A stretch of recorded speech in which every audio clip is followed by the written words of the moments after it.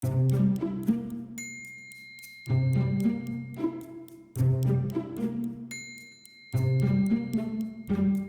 best way to learn about a country is by eating its food. The second best way to learn about a country is by thinking and learning about its constitution. A constitution embodies the country's past. What problems were constitution makers trying to solve? What are the people's aspirations for the future? The constitution in one document embodies all of these hopes of a country. And so I hope that many other people would find reading constitutions to be both inspiring as well as fun. I'm Kenneth Mori McIlwain.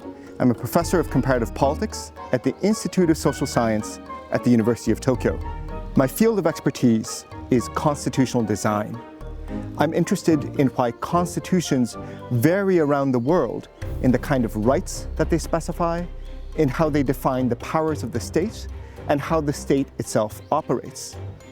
I think studying constitutions is important because constitutions are the supreme law of every country.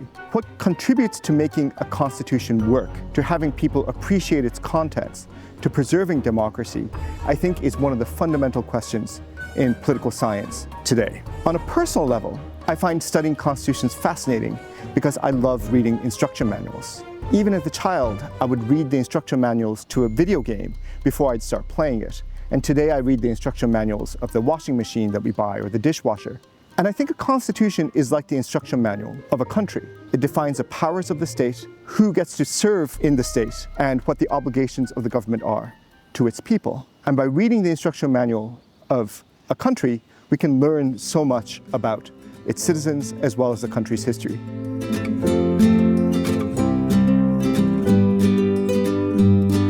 So what we know about constitutional design is that over time, constitutions have become more detailed. In particular, after universal suffrage was adopted. So in democratic countries, as poor people got the right to vote, minorities and women had the chance to participate in politics fully, demands to promise more rights, guarantee individual liberties, but also public goods like education and healthcare began to mount. One manifestation of that is that constitutions have actually become longer. There are more words in newer constitutions than in older ones. So I study constitutional design using a mixture of historical documents and quantitative data. So constitutions are some of the most important documents in any country, so they tend to be preserved in libraries and archives. These days, many of these are available online, as are the discussions that went into drafting the Constitution. So part of the job is tracking down these documents, looking to see if a particular country follows a common pattern in constitutional design, or if they are in some ways unique or different from others. One thing that's fun about studying constitutions, and also quite difficult, is that there have been over 900 written constitutions in the world since the 18th century. So some countries, like Japan, have had 2 constitutions. Other countries, like the Dominican Republic, have had more than 30 constitutions.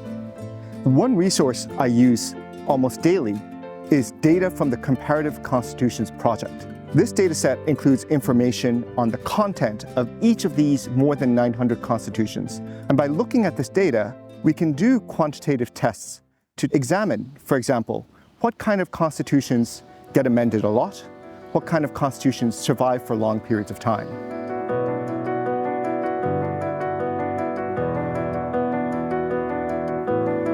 My original focus was on Japanese politics generally.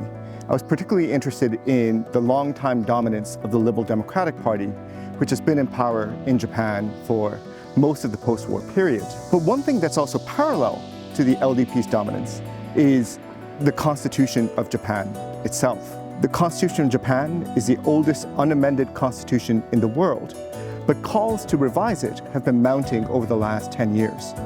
So what is it that people want to change, and what are the likelihoods of amendment? Historically, what stands out about the Constitution of Japan is that it promises a wider range of rights than were common for its time. These include things like gender equality or the right to form unions. The other distinctive feature of the Constitution is that when it comes to political institutions, it's quite vague. So things like elections or the powers of local governments are all left to be determined by law. So that means that rights are very difficult to change in Japan, but you can change the architecture of government through a simple majority in the legislature.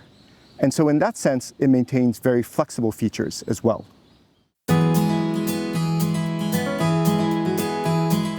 What I really enjoy about my field is that it is very interdisciplinary.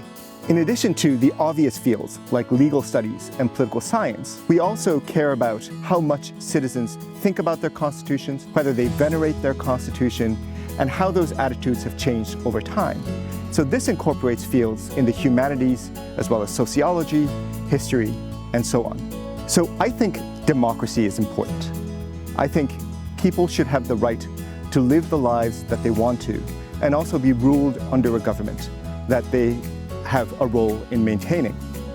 And constitutions are fundamental to democracy.